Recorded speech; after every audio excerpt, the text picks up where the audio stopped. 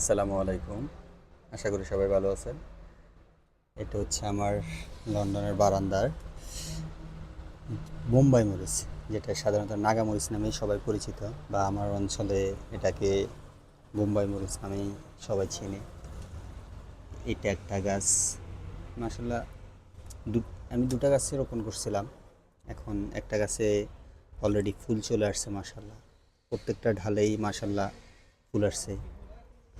লন্ডনের প্রথমবারের মতো বারান্দায় কৃষি কিংবা সবজি চাষের চেষ্টা আমার, আলহামদুলিল্লাহ খারাপ হচ্ছে না।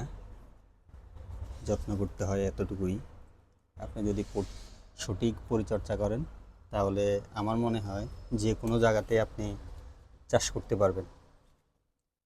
তো আমার সবজির প্রতি একটু বেশি ইন্টারেস্ট, যার কারণে আমি ছোট্ট একটা বারান্দা আমাদের, সেটার মধ্যে চেষ্টা করতেছি যে কতটুকু করা যায়।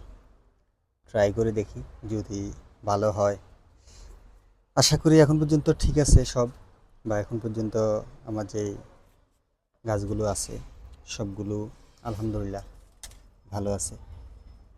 ভাবলাম আপনাদের সাথে শেয়ার করি অভিজ্ঞতা।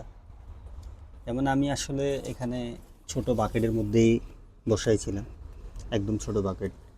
আচ্ছা, এগুলা 1 পাউন্ড করে বাকেটগুলো কিনে নিয়ে এসেছিলাম। আর সল্ট যেটা, সেটা সব থেকে নিয়ে আসছি।